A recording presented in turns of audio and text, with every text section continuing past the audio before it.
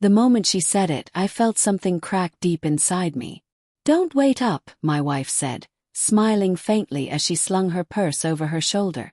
Her lipstick, red, the one she wore only on special occasions, was perfectly applied. Her perfume lingered long after the door shut, like a ghost that refused to leave. I stood there, hand still resting on the doorframe, staring at the empty space where she had been. It was the third time this month she'd used that line. Same tone. Same rehearsed casualness. And every time, my chest burned with the same dull ache, the kind that only grows when your gut already knows what your mind refuses to accept. The house was quiet. Too quiet. I stared at the clock. 8:47 p.m. She'd said she was working late again. Emergency meeting. But something about the way her eyes avoided mine tonight. It wasn't fatigue. It was guilt. I poured myself a drink. Then another. Each sip tasted like denial. By 9:30, the storm in my head wouldn't calm down. I told myself not to spiral, but the thoughts came anyway. The missed calls, the half-replies, the sudden distance. The way she'd started taking her phone with her everywhere. Bathroom, kitchen, even showers. It wasn't paranoia anymore. It was instinct. I opened the small cabinet under the stairs and pulled out the camera I used for work. Compact, high resolution, with perfect night vision. I told myself it wasn't spying. I told myself I was just confirming what I already knew. Lies to soothe a conscience already fractured. By 10:15 I had the feed set up. One camera facing the driveway, another near the front porch light.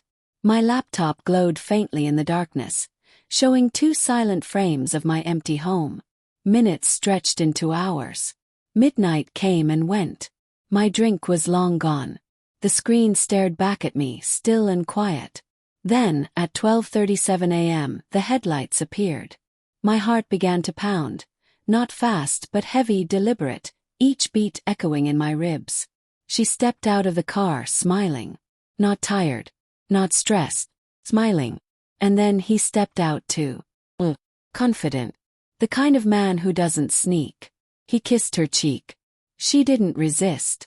Froze. The sound of my own breath filled the room. I should have looked away. But I didn't. I watched them whisper something to each other. She laughed softly, the same laugh she used to give me. Then she touched his hand. It wasn't just the act. It was the ease of it, the comfort.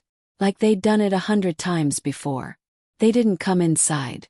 They just stood there for a minute before she kissed him. Slow, familiar kiss. The kind that tells you everything you need to know. When she finally walked inside, I turned off the laptop. My hands were shaking so hard I almost dropped it. I heard the door unlock. The quiet jingle of her keys. Her footsteps, measured, calm, like nothing had happened outside. She walked into the living room, freezing when she saw me sitting there in the dark.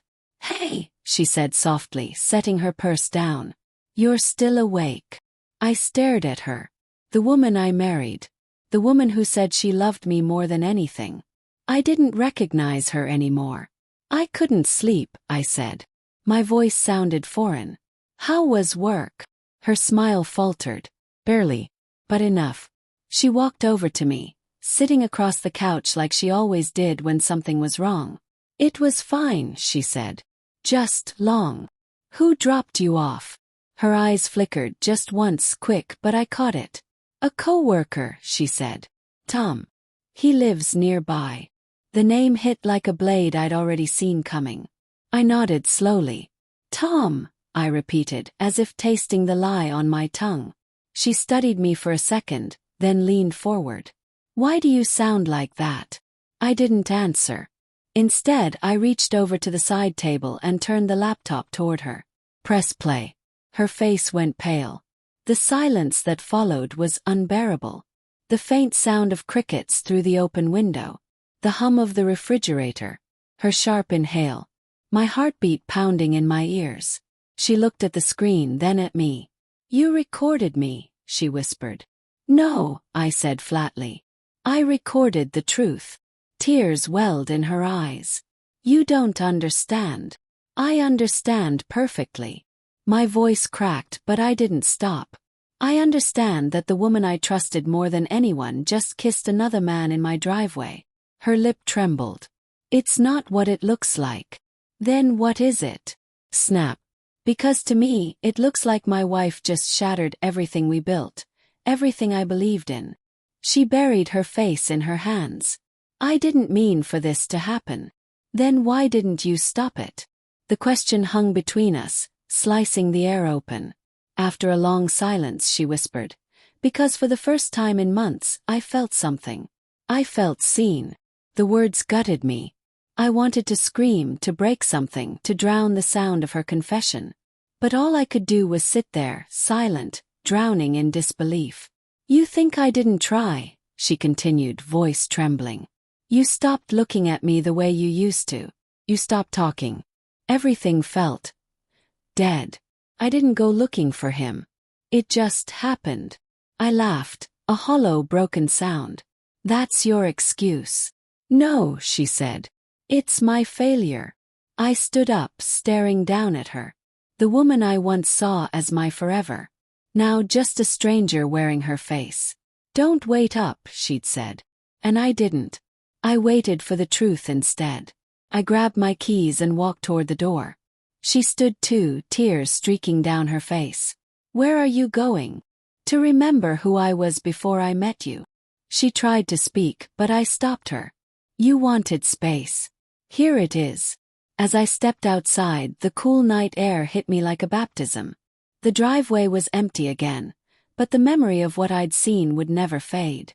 Behind me, I heard her sob softly. Quiet, fragile, fading with the wind. I didn't look back. Not once. Because sometimes the cruelest part of love isn't losing someone. It's realizing they were never really yours to begin with.